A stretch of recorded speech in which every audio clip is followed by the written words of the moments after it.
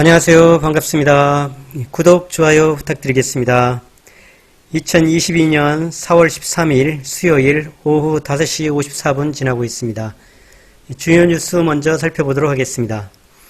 미국 8.5%, EU 7.5%, 한국 4.1%, 전세계 인플레이션 대란. 요즘 핫한 뉴스죠. 이 내용이요. 우크라이나 전쟁으로 인한 국제유가 급등, 상하이 전면 봉쇄로 인한 충격 등으로 세계 경제가 극심한 인플레이션에 시달리고 있다. 러시아, 우크라이나는 주요 농산물 수출국이다. 미리 경우 우크라이나가 전 세계 수출의 40%를 차지하고 있다. 이런 농산물에 대한 또 물가 상승요.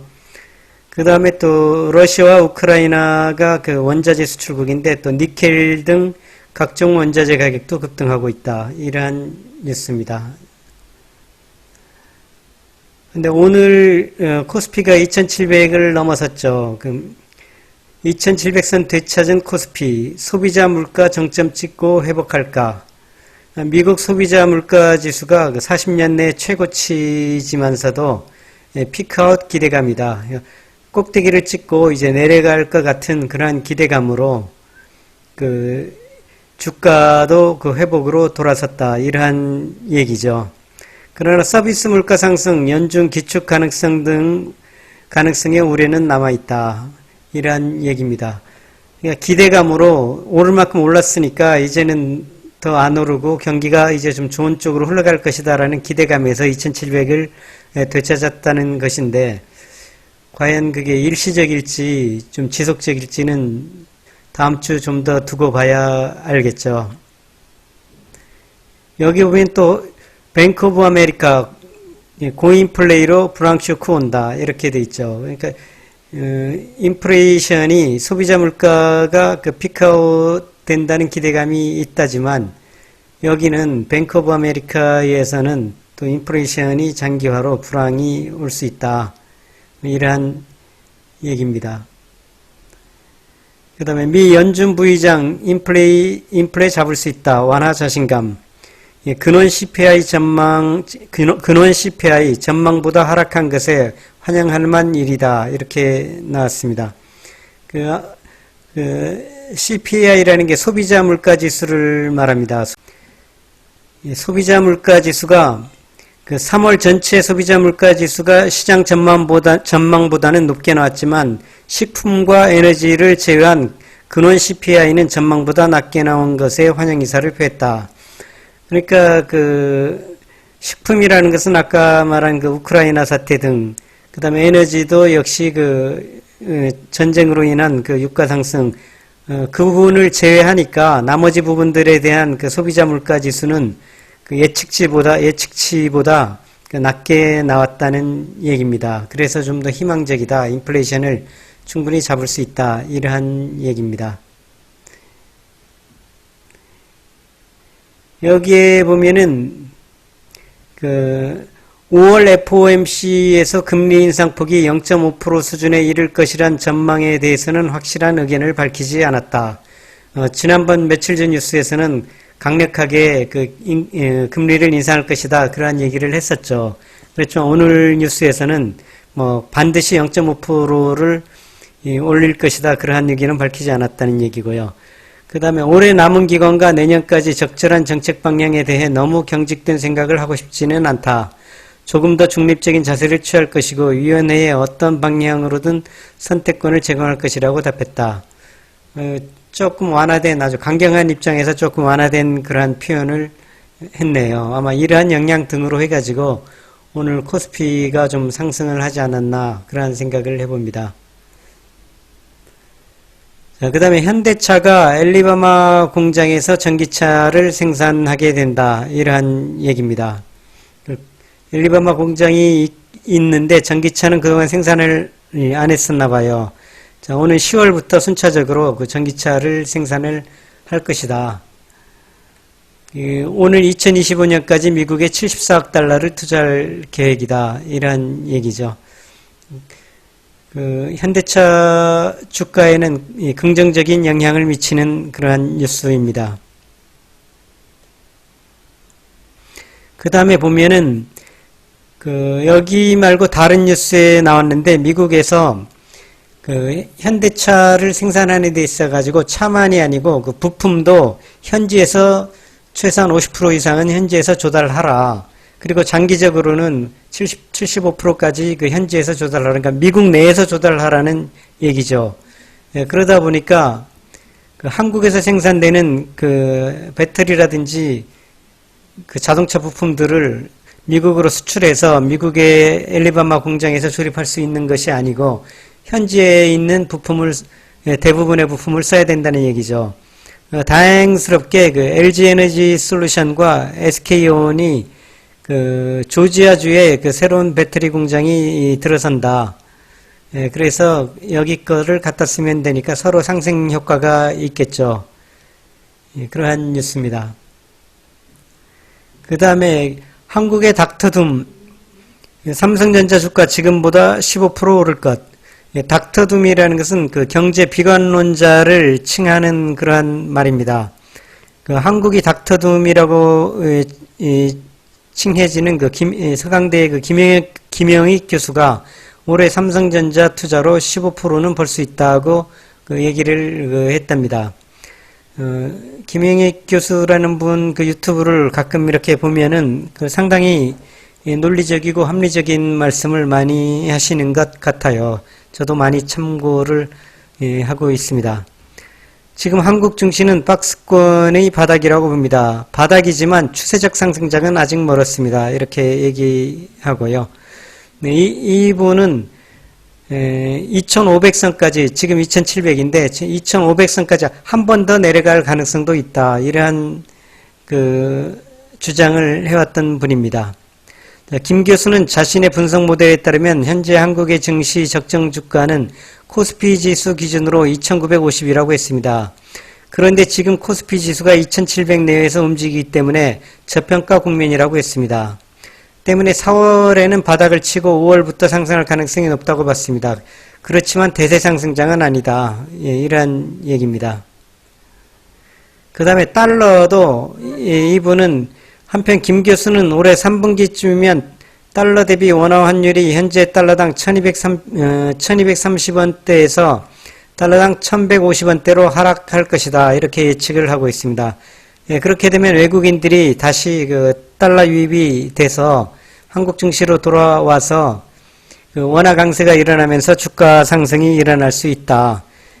그러니까 이분이 주장하는 2950까지 올라갈 수 있다는 주장은 달러가 지금 워낙 환율이 높게 책정된 상태라서 달러가 다시 정상의 위치로 1150원대로 정상 위치로 돌아서게 되면은 달러 유입이 되니까 자연적으로 주가가 상승할 것이다. 이러한 논리를 말씀하시는 겁니다. 비교적 그나마 좋은 뉴스죠. 자, 오늘 시황 한번 살펴보겠습니다. 오늘은 코스피가 1.86%, 코스닥이 1.48% 아주 강한 상승이 나와줬죠. 개인들은 거래소에서 매도를 하고 외국인도 매도를 했지만 기관이 매수를 했습니다. 뉴스에서 보니까 기관이 매수에 힘입어 코스피가 상승했다 이러한 얘기를 하는데 그 말도 맞는 얘기죠. 그렇지만 장중에 선물이 외국인들이 또 5,300억을 매수를 했어요. 미결제 증감에 있어가지고도 장중에는 5,000개억 이상 미결제가 증가하는 것으로 플러스로 그렇게 굉장히 강한 상승을 계속해서 만들어 왔죠. 여기 분봉으로 한번 2분봉으로 보죠. 오늘 주가지수. 이렇게 시작합니다. 계속 오르락 내리락 하는 것 없이 계속 상승을 했던 굉장히 강한 장입니다. 그리고 콜옵션도 역시 매수가 돼 있고 54억. 풋옵션도 역시 이제 상방 하락은 없다는 마이너스 5억이죠. 주식 선물도 266억 매수를 들어와 있고요. 외국인들이 선물과 옵션의 포지션이 다 상방을 바라보고 있다는 것이죠. 어제는 굉장히 하방을 바라보는 그러한 포지션을 취하고 있었는데 하루 만에 급변을 했습니다. 개인들하고 완전히 반대 방향으로 포지션을 취하고 있죠. 개인은 1,500억 매도를 취하고 있고 선물에서 콜옵션도 마이너스 26억, 풋옵션은 또 플러스 2억 이렇게 돼 있는데 내일이 선물 옵션 만기일인데 외국인들은 지금 입장에서 계속 올라갈수록 지금의 지수에서 계속 상승하면 상승할수록 수익이 점점 더 증가되는 그러한 포지션으로 하루 만에 변화를 만들었습니다. 개인들은 반대로 어제까지 2680, 2690선까지 그 수익이 나는 상태인데 2700을 넘어가면서부터는 선물에서는 그 손실이 발생하는 그러한 포지션이 형성이 되어 있습니다. 그 얘기는 뭐냐면 외국인들이 내일 만기일에 개인들을 가만히 놔두지를 않겠죠. 그 얘기는 내일 오늘의 가격보다 오늘의 지수보다 밑으로 내려가지는 않을 것이다. 이러한 말씀을 드려보겠습니다. 그러니까 내일 역시 강세장으로 갈 것이다. 어느 정도 강할지는 모르겠지만 2800을 넘어가지는 않을 것 같고요. 요 정도 2760 이 정도까지는 많이 올라갈 수도 있지 않을까.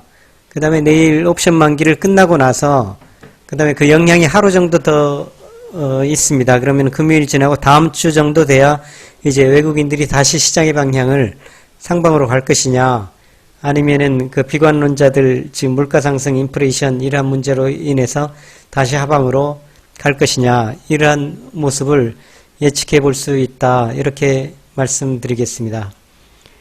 오늘 달러를 보면은 달러 역시도 그 외국인들이 10일, 11일 이렇게 금요일하고 월요일날 매수를 많이 했다가 다행히 어제 비교적 소량 그 매도로 돌아섰고 오늘은 그래도 1820억 다시 매도를 해줬습니다.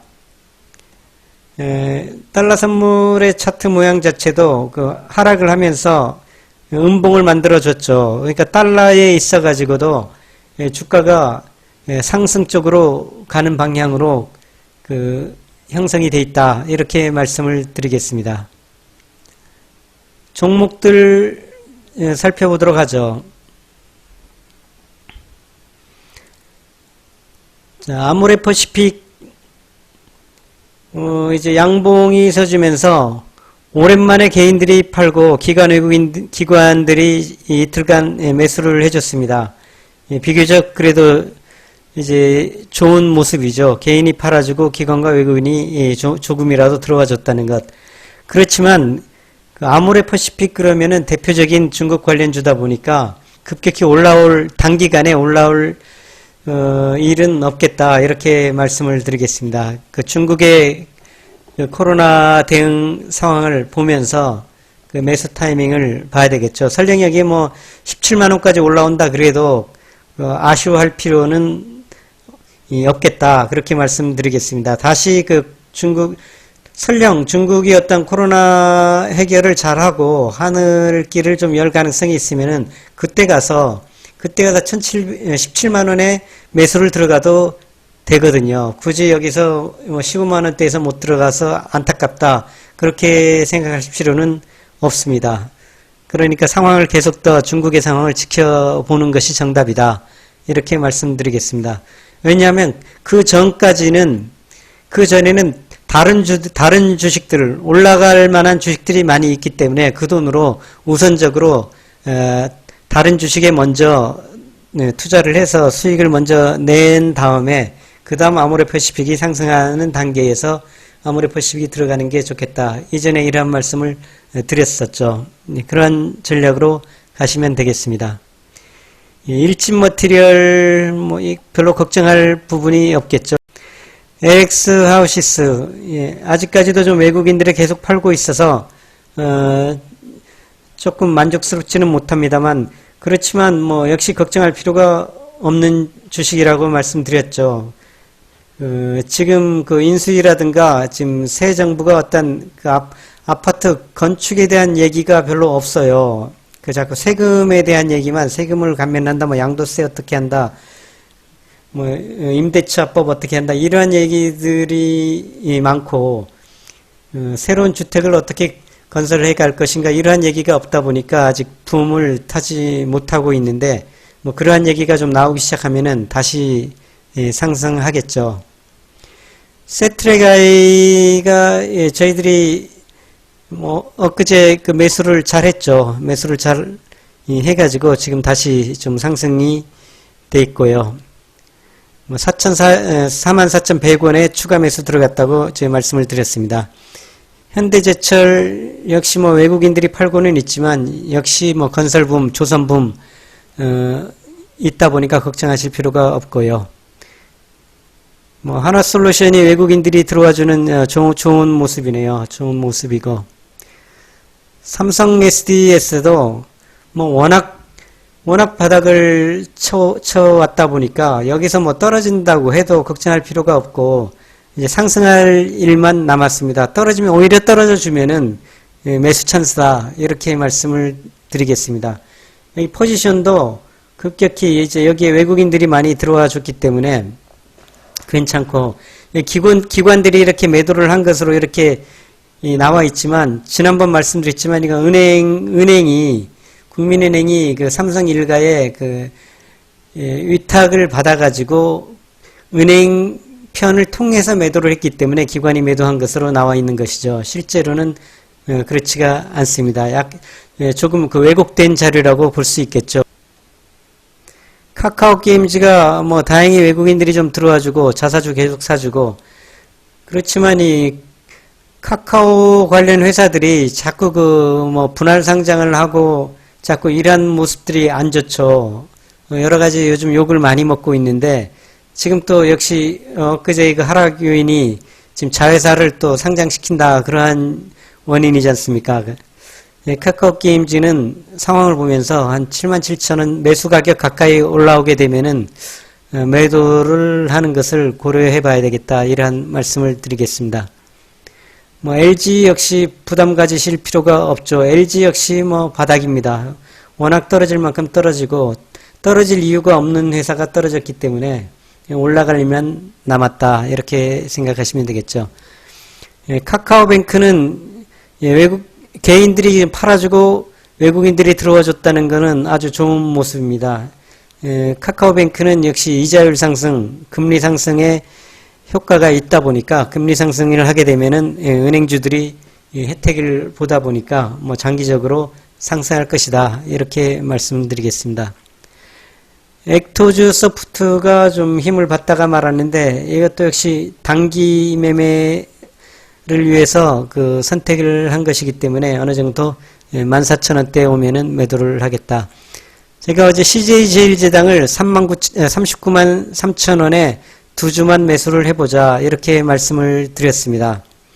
왜냐하면 워낙 식량난이 얘기가 많이 되고 있다 보니까 뭐 하락을 하더라도 다시 상승을 하는 이러한 모습이 나올 수 있겠다.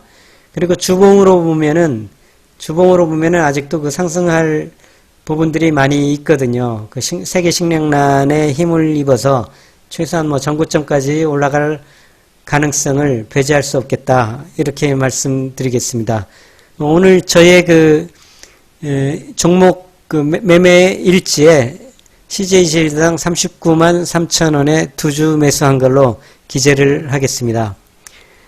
그 다음에 오늘 추천주 두 주를 말씀을 드리겠습니다. 한화시스템 16,000원에 오늘 종가인데 내일 16,000원에 한 150만원 정도, 100만원에서 150만원 정도 해당되는 그러한 수량으로 3대 3의 원칙으로요, 한 500만원 정도를 할당한다 해서 3대 3의 원칙에 처음 30%를 16,000원에 매수 들어간다, 이렇게 말씀을 드리겠습니다. 종목 분석에 대해 가지고는 제가 영상을 별도로 만들겠고요. 우선적으로 외국인들의 매수세가 좋죠. 계속 매수를 해왔지만 주가는 상승이 안 이루어졌어요.